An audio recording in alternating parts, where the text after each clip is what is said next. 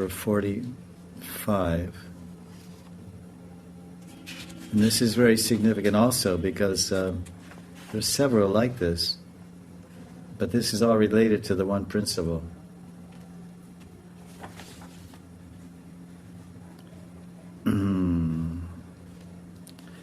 This is number 45. Bhakti Anga number 45. Smriti. Smriti means remembrance. Smaran or Smriti. And he says, first he says, Rupa Goswami Pad says Smriti, then he says, Kata Chin Manasa Sambandha Smriti Ruchyate. It's a very nice Sanskrit. The translation is remembrance, association of the mind with Bhagavan by whatsoever way it's called remembrance. Katan, it says katan, not kata. Katan chinmanasa. Chinmanasa. So the mind, chinmanasa, sambandha, to have a relationship, fixing a relationship of the mind and consciousness with remembrance of the Lord. Uchite. Relationship, connecting the mind and consciousness with Krishna. Krishna Katha, Krishna Nam, etc. That's 44. So that's another example of passive devotional service. What are you doing? I'm doing nothing. Looks like you're just sitting there doing nothing. No, I'm doing smriti. Remembrance. Now the last one, in relation to that. Now so remembrance means smaran. Smaran has 5 different levels. Smaran, dharana, dhyanam, jivana samadhi. It's like that for the yogis, it's like that for the jnanis, it's like that for the bhaktas. The bhaktas, we also do dhyan, and then it ends in samadhi. And our samadhi is darshana of Krishna and the nitya prem seva of Krishna. Now these are 2 most crucial limbs of bhakti bhajan, which are completely passive. Your working senses are inert, and your active senses are inert, and only your 6th sense is working, your mind. And this is the topmost form. And it's interesting, in a whole progression of 64 limbs, one of the last limbs are this. So we heard smaran, this, remember, verse 1, part 1, chapter 2, verse 1 to 270 is all Vaidhi sadhana. These limbs of bhakti apply equally to the Vaidhi sadhaka and equally to the Raganuga sadhaka. So people say, Smarananga bhajan, or dhyanam, that's not for us. We're Vaidhi sadhakas. That's for Raganuga bhaktas. What are you talking about smaran? Just do your service for who? This is Vaidhi sadhana, to do smaran. This is Vaidhi sadhana, to do meditation. Radha Govinda's lotus feet and form meditation. So he says dhyanam. Then what is dhyanam? This is number 46. Dhyanam, meditation. Meditation is for everyone. Smaran is for every bhakta, and meditation is for every bhakta. Dhyanam rupa guna krita sevada. Sushtu chintanam. Chintana means you should think and contemplate, meditate and remember. What are the things we should do? Dhyana, what should we meditate on? Krishna's form, his qualities, his lila, and sevade. And then do seva. So here is such a significant verse. It's saying that the Vaidhi sadhaka should do manasi seva on the form of Krishna, manasi seva on the qualities of Krishna, and manasi seva on the leelas of Krishna. This is the Vaidhi sadhaka. But if you have another agenda, or if you have another mission, then you'll sidelight these things, or cover these things, or you won't highlight these things. And if someone mentions, oh no, that's not bhakti, that's not devotional service, that's all they do, Radha and Babajis do that. Imagine if everyone was taught, Guru Maharaj, you're talking about the 64 limbs of devotion. One of the 64 is paricharya. Paricharya means parachari, to move in all directions. Paricharya, to go here and go there and travel Sankirtan, all these things. That's very good, that's devotional service. So also sitting home and doing nothing is still devotional service. Oh, you're a big devotee. You're a traveling Sankirtan devotee, you're a big devotee. Why are you a big devotee? I'm sitting in my house with my wife, meditating all day. I know a couple in Vrindavan. They sleep all day. They sleep 6-7 hours a day. Maybe 8, I don't know. Didn't ask. And all night long they both stay up. They chant 3 lakhs a day. And do lilas smaran. And they're initiated by an ISKCON guru. So what high jivas these are. They're married. No kids. They don't want. They're both about 35 or so. 10 years married. I don't know hardly any Babaji's doing such. All the Ratri Leela, all through the Shayan Leela, Pradosh, Shayan Leela, Pradosh Leela, Ratri Leela, Nisha Leela, Nishant Leela, they're up. 3 lakhs a day, every single day. And you see them, they're in bliss. Their eyes are sparkling. They grace me with their darshan sometimes. I say, what do you come here to ask a question? No, we just want to hear from you. I say, well, hear what? You're coming to bless me with your darshan. How many lifetimes will I have to pass to come to this level of bhakti? And they're both professional people. Somehow they're fortunate they can retire, they have their own flat, they have money coming. So we're living in this Brajadam with these type of people. That's why it's such a powerful place to live. Even if you're not doing much, people around you are doing a whole lot. So imagine you're living in an apartment house with those people. Because it says when someone's doing bhajan, within 10 kilometers of the area it becomes pavitram. If they're worshipping at Shalagram, or Giriraj or whatever, especially it says in Puranas, they're worshipping doing puja of Shalagram, 10 kilometers from that Shalagram become a holy tirtha. Well, to speak about pavitram and purifying people by doing bhajan. So this is very interesting points to remember that smaranam and dhyanam is part of Vaidhi sadhana. So then he explains, because first he says you should remember the form. So he gives an example, meditating on the Lord's beauty. Then he gives an example, meditating on the Lord's qualities. Then meditating guna smaranam. Then it's sarva madhurya samrani sarva bhutaya maniyana. Harichani bhaditani. It's meditation on the Lord's sports and pastimes. So because first he lists the principle, 46th principle, then he gives subsequent. He gives more explanation about this than any others. 3 or 4 pages.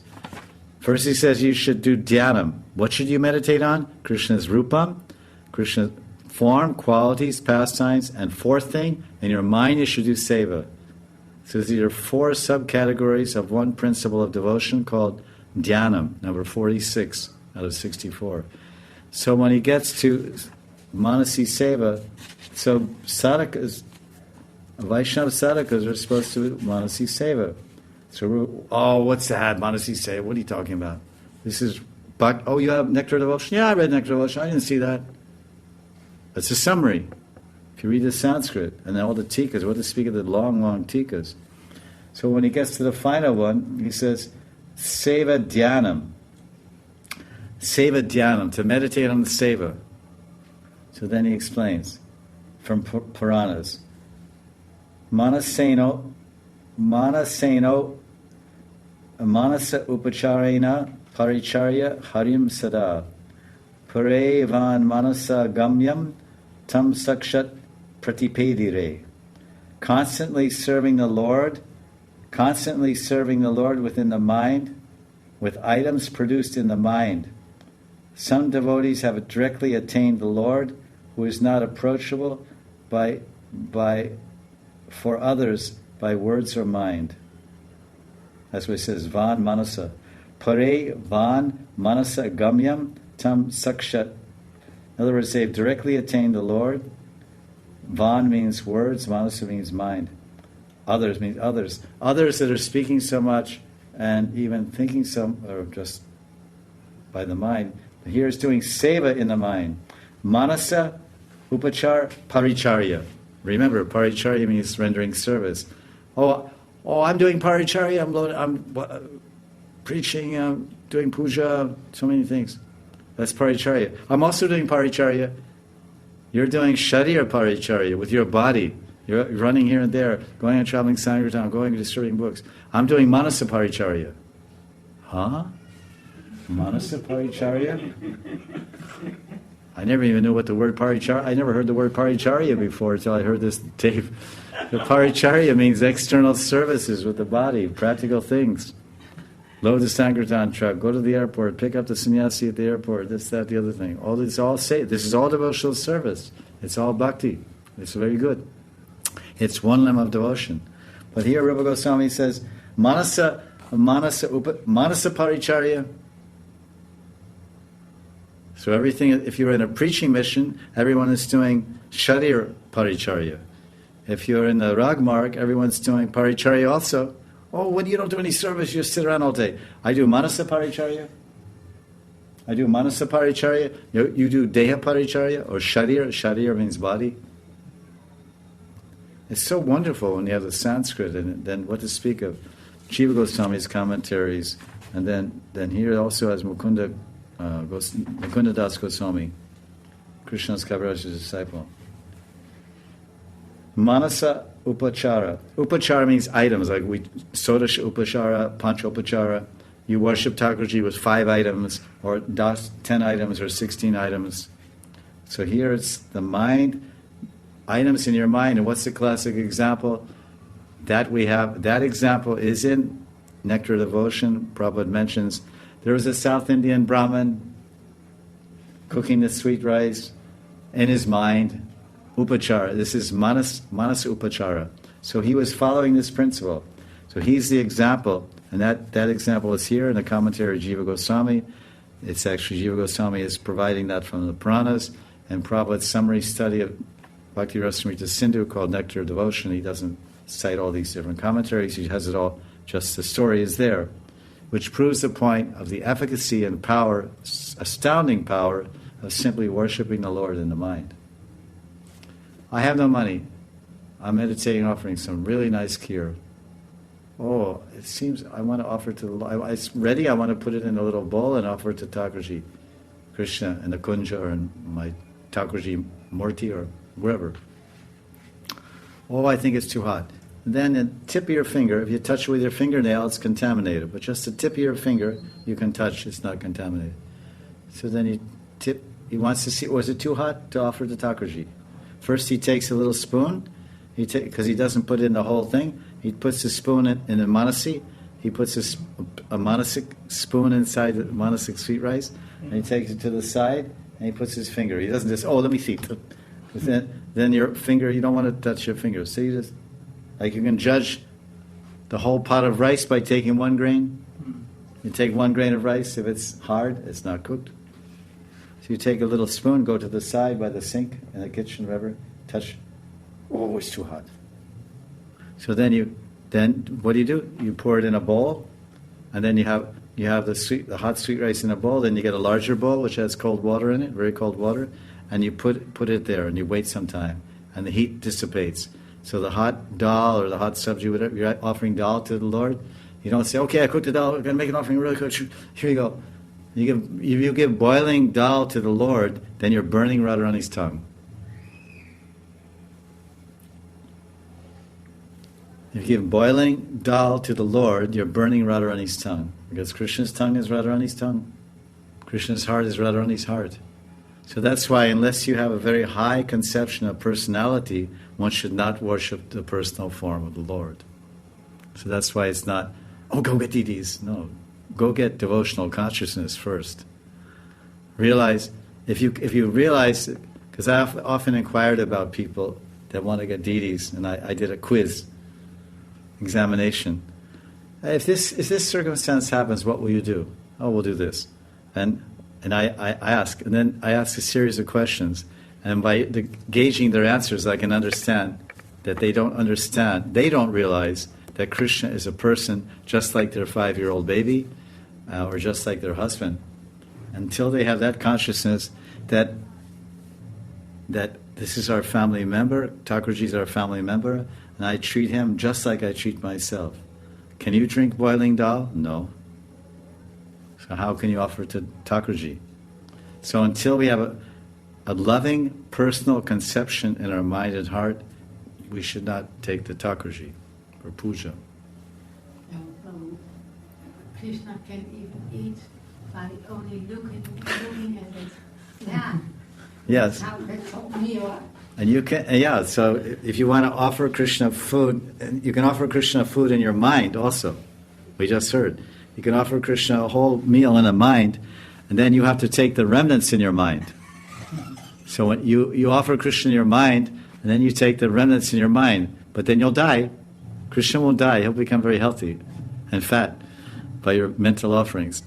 So similarly, Krishna can Angani yasya sakalendriya vittimati. Krishna can eat with his eyes, he can eat with his ears. When you ring the bell, he knows, oh, it's dinner bell. Ding, ding, ding, it's the dinner bell. Okay, I'm eating. Fine. But still, he can do all those things. That's to prove that he's God. But we don't worship Krishna as God. We worship God as our friend. We, Gaudiya Vaishnavas, we worship God as Mora Putra, Mora Saka, Mora Pranapati. This is in the teachings of, it's either Adi 4 or Madhya 8 of Ramananda Roy. He says, Krishna is my friend, Krishna is my son, Mora Putra, Mora Saka, Mora Pranapati. Krishna is my son, I'm Mother Yashoda. I don't know he's God, this, that. You just, don't tell me. Hey, Lala, sit down. I'm going to beat you with a stick. You're a bit misbehaving. I'm tying you up. You bad boy, I'm tying you up. Put you in the corner. Nobody's Bhagavan. Get lost. I don't want to hear this. Mora Putra, Mora Saka. He's my friend. I'm a big man. You're not a big man. So in Gaudiya conception and Bhakti, in the Rag Bhakti, Krishna is not God. Krishna is equal to me or inferior to me. Well, Mother Yashoda is thinking he's inferior to me. If I don't feed him, he'll die. Come home and eat your lunch. Why are you playing? He's God. He doesn't have to eat. He can eat with his eyes. But Mother Yashoda is not saying, oh, eat with your eyes. She's saying, come home and eat. Sit down here and eat. So this is the devotee's conception. That's a fact. That's the Aishvarya Vichar, the opulence, the grandeur, the power, the unlimited power. God is omnipotent, omnipresent. But we don't see him like that, and that's not devotional, that's not bhakti. So you're right, but still, can I eat boiling sweet rice? No. If I can't eat, he can't eat. Subal takes the rasgulla. His mother made very nice rasgulla, some very beautiful cow's milk, very sweet. Oh, very nice rasgulla. Oh, and he's biting it, and some juice, when he bites it, comes out of his mouth and hits Krishna's cheek. He goes like, Krishna goes, oh, that's nice. And then he just reaches over, and it's a big rasgulla, like Rajbhog. Half of it's in Subal's mouth, and half is in his hand. And Krishna just takes it right out of its hand and mouth and eats it. That's the Krishna we worship. I worship very much my lover. Love is my friend. Not at all. I love her, my sweetheart. So these are some points about the passive forms of bhakti and the active forms of bhakti.